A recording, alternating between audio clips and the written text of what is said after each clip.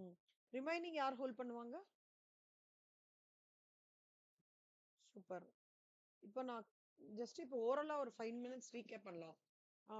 So step 1 வந்து என்ன holding and சப்ஸ்டிரி ரிலேஷன்ஷிப்போட percentage determine பண்ணணும். ஓகே.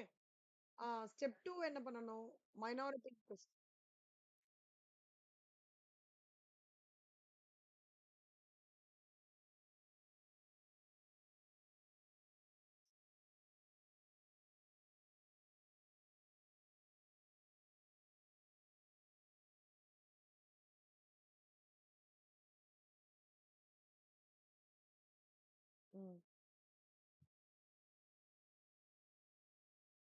ஹோல்டிங் அண்ட் சப்ஸ்டிரி கம்பெனியோட ஷேர் பெர்சன்டேஜ். இப்போ அந்த 1500 டிவைட் பை 2000ன்றது போட்டிருக்கேன் இல்லையா தேவ்? அது எங்கேருந்து வந்தது சொல்லுங்க பார்க்கலாம் இந்த பேலன்ஸ் ஷீட்ல.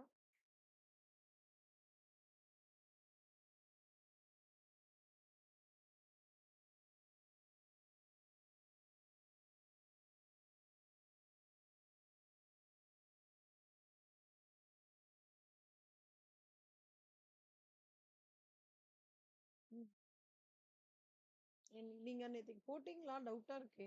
This நீங்க எந்த கிளாஸ்மே இவ்வளோ டிஸ்கனெக்டடா இருந்ததே இல்லையே இது. பாத்தீங்களா அந்த ஃபைல? ம். பார்க்காத மாதிரி தோணுது எனக்கு. சரி ஓகே ஃபைன். கரெக்ட்டுக்கு ஆனா நீங்க போடணும்ல. தப்போ கரெக்ட்டோ போட்டா தானே தெரியும். ஓப்பன் பண்ணி மேலோட்டமா பார்த்தோம் புரிஞ்சுதுன்னா ஒர்க் அவுட் ஆகாது. நான் தான் சொன்னேன் நேத்துக்கு நைட்டே ஒர்க் அவுட் பண்ணுங்க. ஒரு 1 1/2 மணி நேரம் ஆகும்னு சொன்னேன். சரி ஓகே ஃபைன். இப்போ வந்து ஹோல்டிங் கம்பெனி சப்சிடரி கம்பெனில எவ்வளவு ஷேர்ஸ் எடுத்துக்கிறோம்? ம். அப்போ ஹோல்டிங் சப்சிடரி கம்பெனியோட பெர்சன்டேஜ் என்ன? 75% எப்படி வந்தது? 75% எப்படி வந்தது?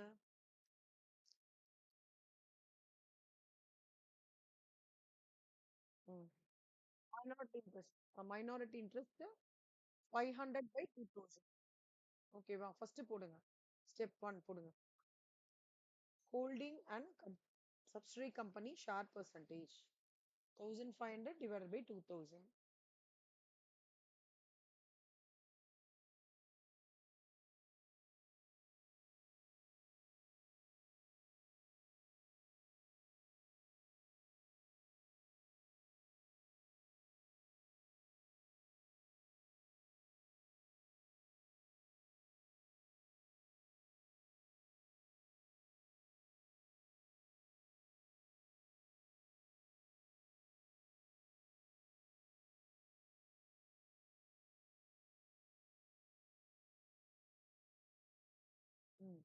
Step number 2, minority interest share percentage.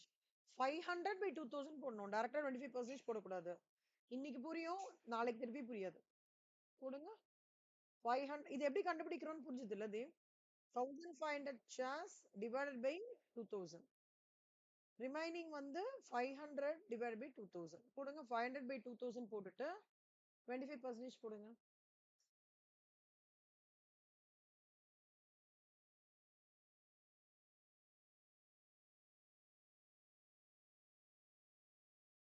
அடுத்தது step number 3, capital profit calculation.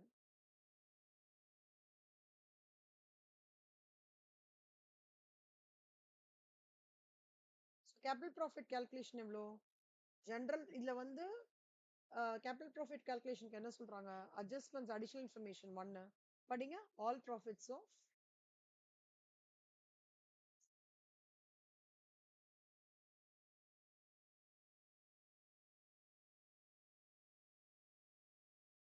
ம் 6000 ஆல்ரெடி இருக்கிறதுனால general reserve will completely come under the ambit of capital reserve. And your remaining subsidiary கம்பெனியோடது தான் பார்க்கணும். Holding company at any point of time டிஸ்டர்பே பண்ணக்கூடாது. Okay. So உங்களோட focus ஃபுல்லா S லிமிடெட்ல தான் இருக்கணும். Only for holding company subsidiary relationship மட்டும்தான் இந்த investment shares in S limited shares at cost இந்த இந்த இது பார்க்கணுமே தவிர 1500 ஷேர்ஸ் பார்க்கணுமே தவிர உங்களோட full focus Upstream கம்பெனில தான் பார்க்கணும். Because all adjustments, all details are being prepared only from the subsidiary company point of view. அடுத்தது so P&L ல இருக்கிற 12,000ன்றது revenue profits, 6,000ன்றது capital profits. ஓகேவா? அடுத்தது அவங்க என்ன சொல்றாங்க, sundry assets of S company undervaluedன்றாங்க. assets undervalue ஆச்சு. so 2,000ன்றது இங்க இல்ல அப்படின்னா it will be forming part short ஆகும். அப்போ profitsல வந்து நம்ம we will have to add 2,000 plus sundry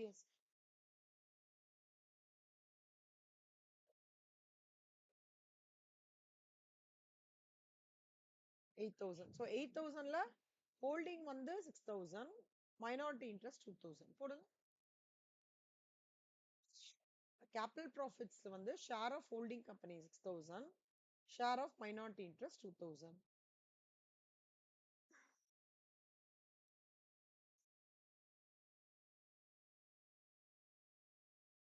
okay, next step number 4 வந்து cost of control or goodwill. அதாவது இந்த சம்ல ஏன் இல்லைன்னா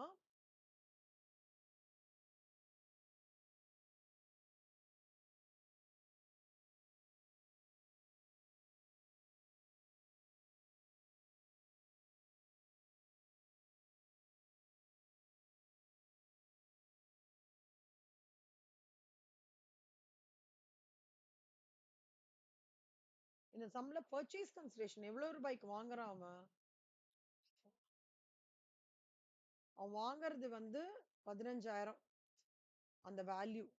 ஆனா அவனோட ஆக்சுவல் வேல்யூவும் பாத்தீங்கன்னா 15,000 தான், 1,500 charge. so 15,000 minus 15,000 will give you zero impact, so there is no goodwill. ஓகேவா? so calculation of cost of control.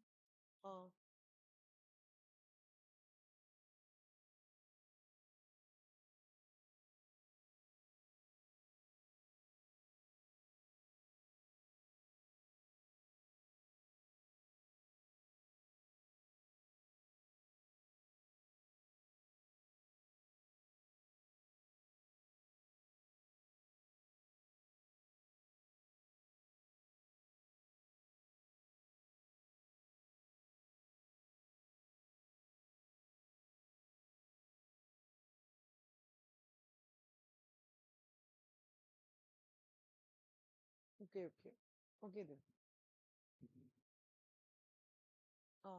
இப்போ அடுத்த ஸ்டெப் நம்பர் 5 வந்து கேபிட்டல் ப்ராஃபிட்ஸ் இருக்கு இல்லையா, அது வந்து will go to capital reserve in liability. அந்த 6,000 இந்த ஸ்டெப் அதுலயே, அதாவது இல்லைன்னா நீங்க ஸ்டெப் 4 லோடயே ஆட் பண்ணிக்கோங்க. அதை ஸ்டெப் 4 ஓடயே கேபிட்டல் ப்ராஃபிட்ஸ் இருக்கு இல்லையா, அந்த 6,000 will go to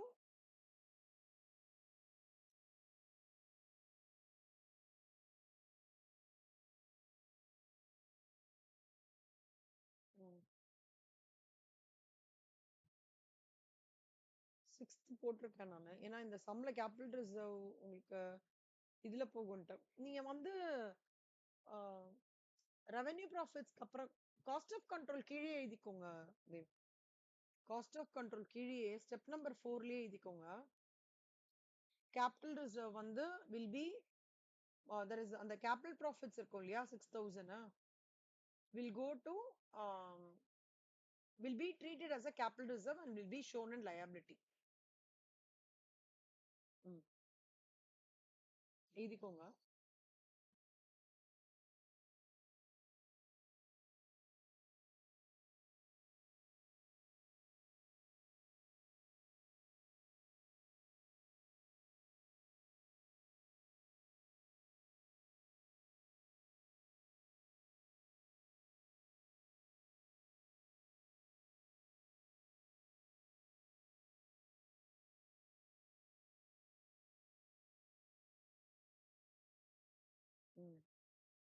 next revenue profits. Revenue profits எவ்வளோ? 12,000 12,000 அதே மாதிரி ஹோல்டிங் கம்பெனியோட ஷேர் வந்து அதுல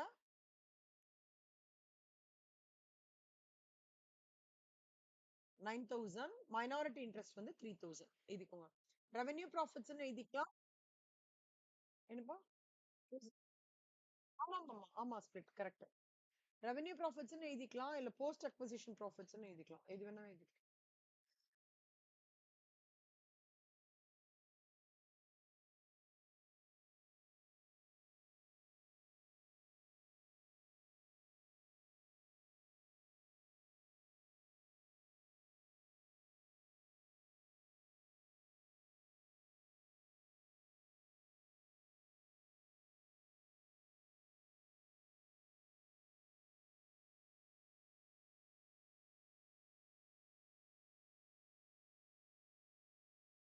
இங்க உங்களுக்கு சம்ல வந்து அன்ரியலைஸ்டு ப்ராஃபிட் ஏதாவது இருந்ததுன்னா அதை இந்த இந்த எக்ஸ்டென்ட் இதுக்கு மைனஸ் பண்ணிக்கணும்.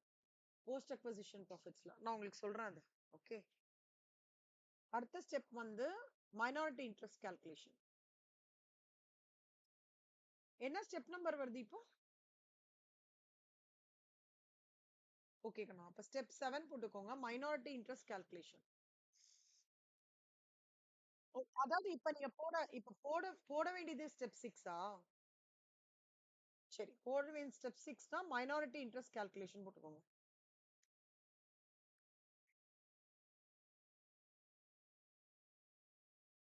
ஆமா, நான் தான் சொன்னேனே உங்களுக்கு இதுவாச்சுன்னா கிளப் பண்ணிக்கோங்க.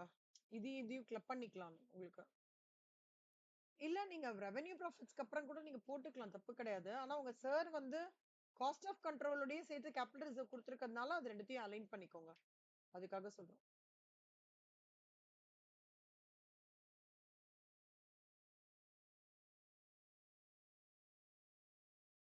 Minority interest calculation. இந்த மைனாரிட்டி இன்ட்ரெஸ்ட்ன்றது நீங்க சொல்லுங்க தேவ். ஷேர் கேபிட்டல்ல மைனாரிட்டி இன்ட்ரெஸ்டோட வேல்யூ எவ்வளவு வருது? 500. 15 20,000ல 15,000 ஹோல்டிங் எடுத்துட்டா, ரிமைனிங் எவ்வளவு? இன்டு ஒரு ஷேர் 10 ரூபாய். அப்ப 500 ஷேர்ஸ்க்கு எவ்வளவு? 5,000. எழுதிக்கோங்க. மைனாரிட்டி இன்ட்ரெஸ்டோடது ஷேர் கேபிட்டல் வேல்யூ 5,000. அதே மாதிரி மைனாரிட்டி இன்ட்ரெஸ்டோட கேபிட்டல் ப்ராஃபிட்ஸ் வந்து எவ்வளவு கண்டுபிடிச்சிருக்கீங்க ப்ரீவியஸ் பேஜ்ல? 3,000. யோசிங்க கண்ணா, 2,000 வருது. 2,000. Capital profits minority interest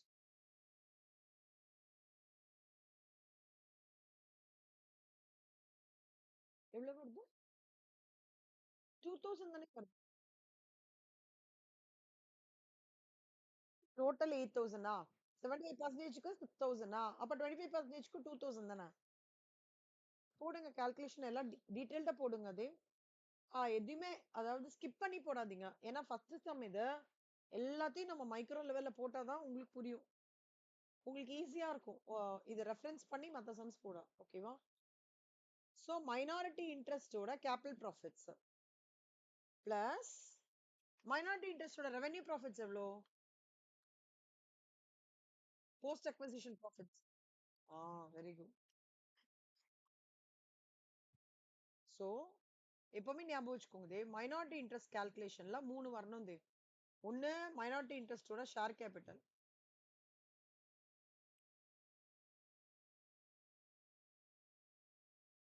minority இன்ட்ரெஸ்டோட ஷேர் கேபிட்டல், அப்புறம்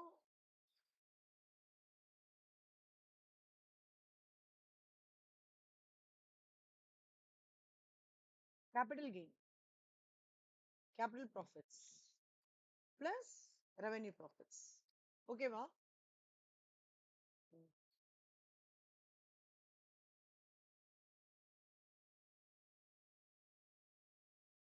வந்துடுச்சா? 10,000 வந்துடுச்சா? 5,000, 2,000, 3,000.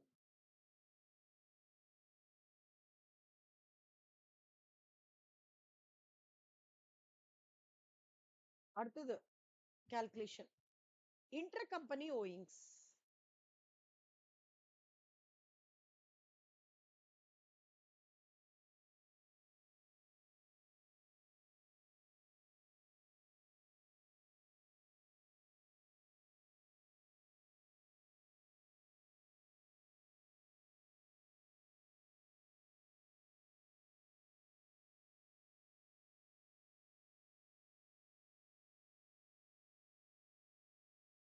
ஓகேவா? அதை போட்டிங்களா? ஸோ இன்டர்கம்பெனி ஓயிங்ஸ்ல வந்து bills payable, subsidy company bills பேயபிள்ன்றது வந்து ஹோல்டிங் கம்பெனிஸோட பில்ஸ் ரிசீவ்லோட ஆஃப்செட் ஆகணும். மியூச்சுவலி தே அக்செப்டட் அப்படின்னு சொல்றாங்க. ஸோ மியூச்சுவல் ஆப்ளிகேஷன் அமௌண்டிங் எவ்வளோனா 1000 rupees. இது வந்து இந்த மியூச்சுவல் ஆப்ளிகேஷன் எங்க காமிப்பாங்கன்னா, it will be shown in current liability in the consolidated balance sheet, and subsequent impact will be given in asset side bills receivable. அதாவது இப்படி வரும்.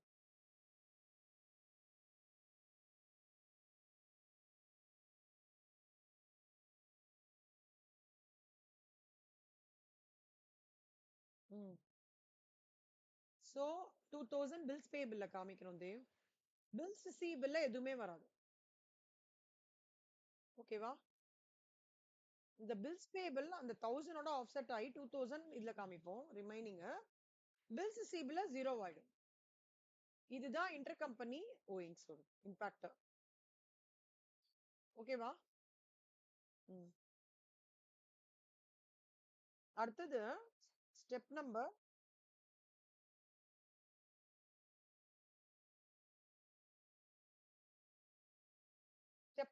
உங்களுக்கு அடுத்த ஸ்டெப் நம்பர் வந்து 9 பாருங்க, 8 பாத்துக்கோங்க.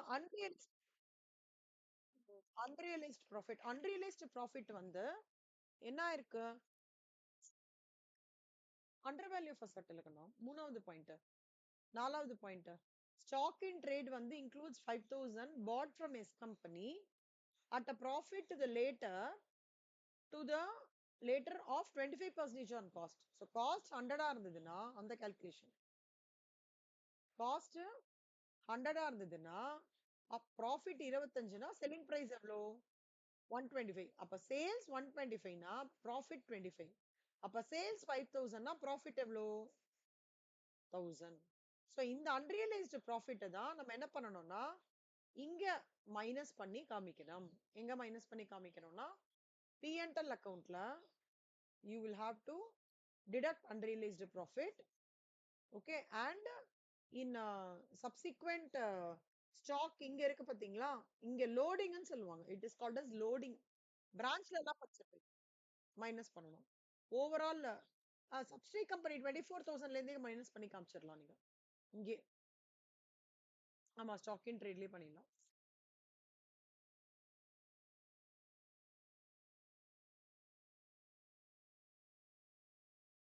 சப்சிடி கம்பெனில வந்து லாஸ் ஆகல. சப்சிடி கம்பெனி வந்து அவங்க அவங்க கிட்டே இருந்து போன ஒரு ஸ்டாக்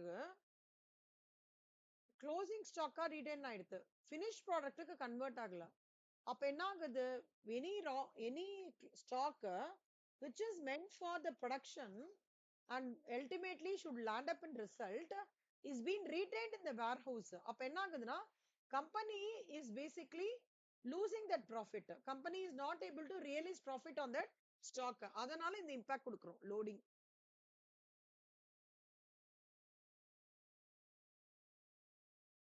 ஆமா ஆமா, H company purchase பண்ணிருக்குன்னா சப்சிடி கம்பெனி சேல் பண்ணிருக்கான். சோ சப்சிடி கம்பெனி சேல் பண்ணிருக்கும் போது அந்த அன்ரியலைஸ்டு ப்ராஃபிட் வந்து ஹோல்ட் ஆகுதுல, இதுல விக்காம ரீடைன் ஆகுறது இல்ல ஹோல்டிங் கம்பெனிக்கு. அப்ப இவங்கிட்ட இருந்து அவன் கொடுத்த அமௌண்ட் தானே ரீடைன் ஆகுறது. அதனால சப்சிடி கம்பெனில இம்பாக்ட் கொடுக்குறோம். இப்போ ஹெச் கம்பெனி எஸ் கம்பெனி வேற வேற கம்பெனி இருந்ததுன்னா இந்த இம்பாக்ட் கொடுக்க மாட்டோம். இவனோடதுலயே கிளப் ஆகுறதுன்றதுனால நம்ம இந்த இம்பாக்ட் கொடுக்குறோம். இப்ப ஹோல்டிங் அண்ட் சப்ஸ்டின்றது ஒரு ஃபேமிலியா வந்துட்டாங்க.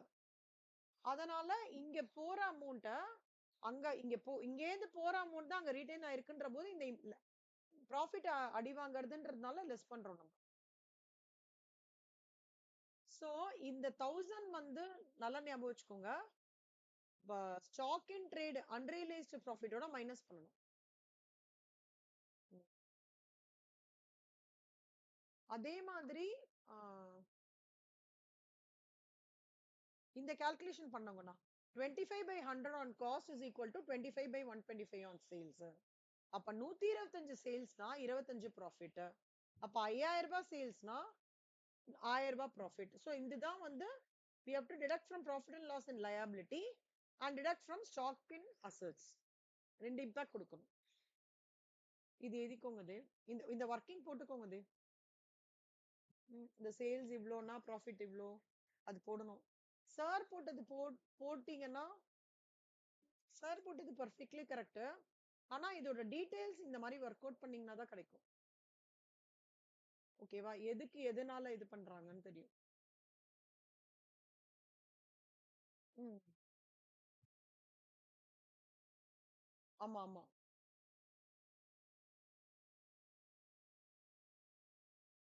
ஆமாமா. அது ஈக்குவேஷனே அதுக்கு தான் குடுக்குறேன். கரெக்ட்டா. உங்களுக்கு இதெல்லாமே உங்களுக்கு கம்ஃபர்டபுளா இல்லாம இது வச்சுனா சிம்பிளா ஞாபகம் வச்சுக்கோங்க தேவ். ரூ. 25 ப்ராஃபிட் இருக்கும்போது சேல்ஸ் ரூ. 125 இருக்கு. சேல்ஸ் ரூ. 5000 இருக்கும்போது ப்ராஃபிட் எவ்வளோ? So 5000 into 25/125. உங்களுக்கு இது இது ரொம்ப இது பண்ண முடியல. ஆனா இது கண்டிப்பா மேண்டேட்டரி ஞாபகம் வச்சுக்கோங்க தேவ். நெறைய விஷயத்துக்கு உங்களுக்கு இது யூஸ் ஆகும். 25/100 on sales is equal to 25/125 on sales என்ற equation. Not even for holding and subsidiary companies. It will be helpful for your insurance. Somewhere it will touch upon in your um, balance sheet in banking accounts. இல்ல அடுத்த செம்ல வேற எதுக்காவது use ஆகலாம். So இது தெரிஞ்சிருக்கிறது நல்லது.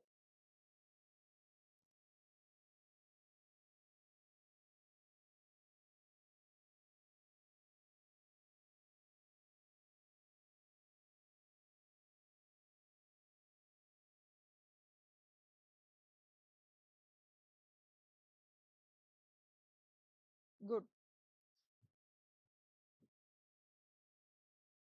Next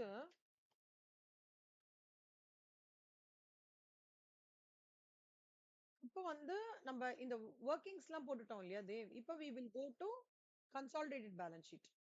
so consolidated balance ஷீட்டுக்கு நீங்க இப்ப ஸ்ட்ரைட்டா போகாதீங்க. ஃபர்ஸ்ட் கன்சாலிடேட்டட் பேலன்ஸ் ஷீட்டுக்கு வந்து வர்க்கிங்ஸ் போட்டுக்கோங்க. கன்சாலிடேட்டட் பேலன்ஸ் ஷீட் வர்க்கிங்ஸ் போட்டுக்கோங்க.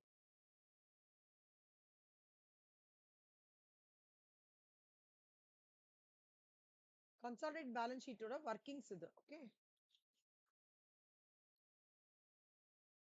கன்சாலிடேட் பேலன்ஸ் ஷீட்டோட ஃபார்மேட் சார் போட்டிருக்கிறது. ஓகே. அது அப்புறம் போட்டுக்கலாம். ஃபர்ஸ்ட் வர்க்கிங்ஸ் நீங்க அண்டர்ஸ்டாண்ட் பண்ணிக்கோங்க. அப்ப ஈஸியா இருக்கும். புரியுதா தேவ்? ஆ.